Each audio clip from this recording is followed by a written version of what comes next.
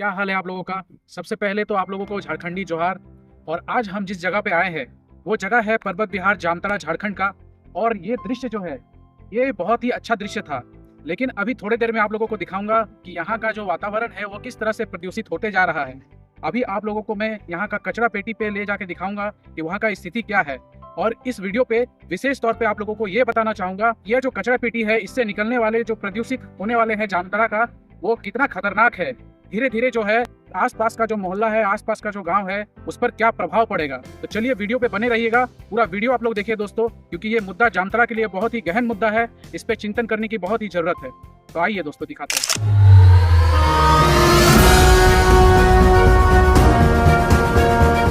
दोस्तों सबसे पहले मैं बताना चाहूंगा कि मैं एक फार्मासिस्ट भी हूं और मुझे पता है कि मेडिकल वेस्ट को किस तरह से मैनेज किया जाता है। लेकिन हमारे जामताड़ा में आप सामने देख सकते हैं किस तरह से यहाँ मेडिकल वेस्ट को फेंका गया है। क्या इससे लोगों को नुकसान नहीं हो सकता है दोस्तों ये देखिए हमारे पर्वत विहार का मनमोहक दृश्य, और ये देखिए सामने है इतना बड़ा कचरा पेटी। तो दोस्तों इसके बारे में आप लोग क्या कहना चाहेंगे। आज हम लोग आए हैं इस मुद्दे को उठाने के लिए कि यह कचरा पेटी का कैसे निदान हो सकता है। तो इस वीडियो में बने रहिए, आप लोगों को बताएंगे कि यह कचरा पेटी से क्या क्या प्रॉब्लम हो सकता है, और साथ ही साथ वीडियो खत्म होते होते आप लोगों को इसका सॉल्यूशन के बारे में भी बताएंगे। तो बड़े दुख की बात है कि हमारे यहाँ पे कचरा पेटी के सामने डीसी महोदया का भी आवास है, लेकिन आज तक उनका ध्यान इस पर नहीं गया। मुझे पता नहीं प्रशासन का ध्यान इस पर क्यों नहीं जाता है, जबकि मुझे लगता है कि प्रशासन के कई लोग, कई अधिकारी जो ऐसे बड़े बड़े अधिकारी हैं वो इस रोड से कई बार गुजरते होंगे, लेकिन इस मुद्दे पे क्यों नहीं उनका ध्यान जाता है मुझे नहीं पता। तो दोस्तों अगर हम यह कहें कि प्रशासन ने इस पर ध्यान नहीं दिया और हमारी सरकार ने कुछ नहीं किया, तो मैं आप लोगों को डिटेल में बताता हूं कि इस जगह को मैनेज करने के लिए, हमारा जामताड़ा का कचरा पेटी को मैनेज करने के लिए सेंट्रल गवर्नमेंट ने 78 करोड़ का फंड रिलीज किया था। लेकिन वह फंड का क्या हुआ, यह सवाल पूछने वाला जामताड़ा में कोई नहीं है।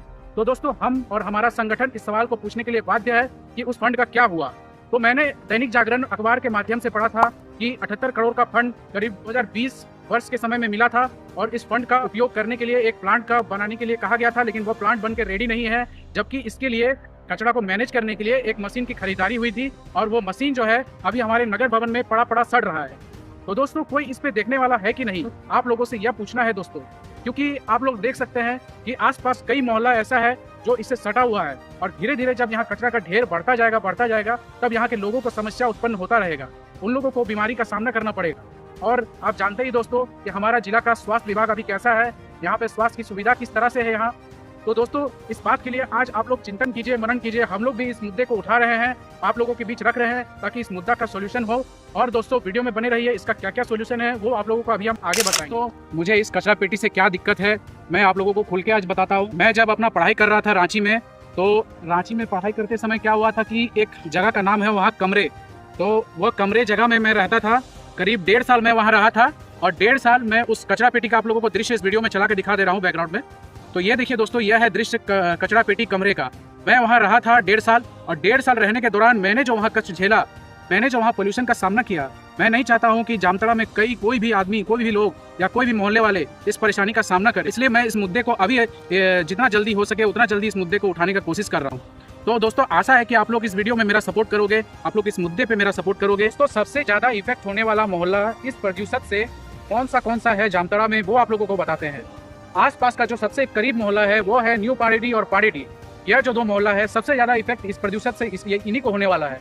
उसके बाद आपका श्री रामपुर पड़ जाता है, उसके बाद आपका रक्षा काली मंदिर पड़ जाता है, और उसके बाद आपका दुमका रोड पड़ जाता है।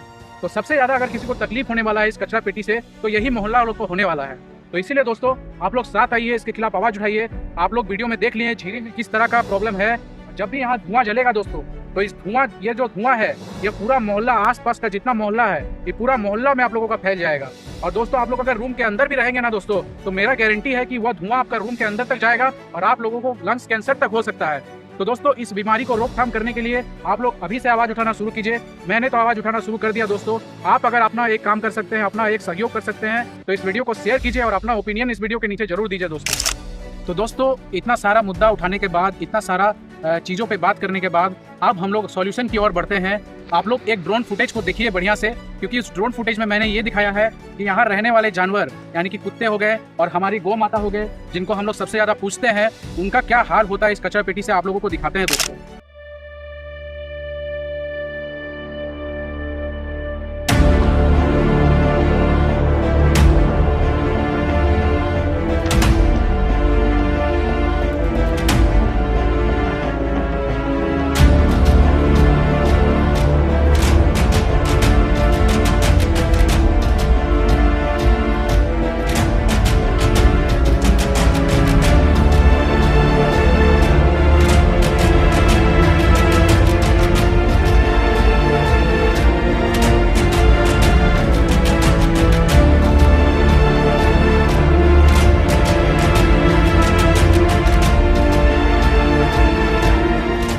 इतना सब कुछ बताने के बाद आप लोग इस फोटो को देखिए।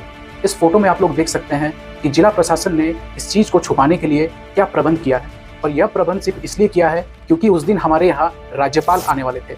वह तारीख है 24 जून 2023 का दोस्तों। तो दोस्तों मेरा कहना यह है कि जब प्रशासन को लगता है कि इससे दिक्कत है तो इस चीज़ को जामताड़ा वासियों के लिए भी तो ठीक करना चाहिए कि सिर्फ राज्यपाल आएंगे या कोई चीफ गेस्ट आएंगे तभी करें। तो दोस्तों अब बढ़ते हैं सॉल्यूशन की ओर, और सॉल्यूशन को समझने के लिए मैंने इंदौर नगर निगम का एक एग्जाम्पल लिया है, उसको आप लोग देखिए और समझिए। शहर का सम्मान प्राप्त करने वाले इंदौर शहर ने स्वच्छता के अपने मापदंडों को प्रतिवर्ष और ऊंचा किया है। सेग्रीगेटेड गीले व सूखे कचरे के 100% डोर टू डोर संग्रहण से प्राप्त गीले कचरे को खाद में परिवर्तित करने के अनूठे उपक्रम के बाद शहर से प्रतिदिन निकलने वाले 606 टन सूखे कचरे की भी 100% रिसाइकलिंग के लिए अभूतपूर्व पहल की गई है, जिसके तहत इंदौर नगर निगम द्वारा ट्रेंचिंग ग्राउंड पर 4.5 एकड़ क्षेत्र में भारत का सबसे पहला व अत्याधुनिक प्लांट स्थापित किया गया है, जिसके द्वारा प्रतिदिन न्यूनतम 300 मीट्रिक टन सूखे कचरे को रिसाइकल किया जा रहा है। 30 करोड़ की लागत से निर्मित इस हाईली ऑटोमेटेड प्लांट को NEPRA resource management private limited के साथ अनुबंध कर स्थापित किया गया है, जिसके लिए कंपनी द्वारा इंदौर नगर निगम को प्रतिवर्ष 1 करोड़ 25 लाख की प्रीमियम राशि का भुगतान किया जाता है।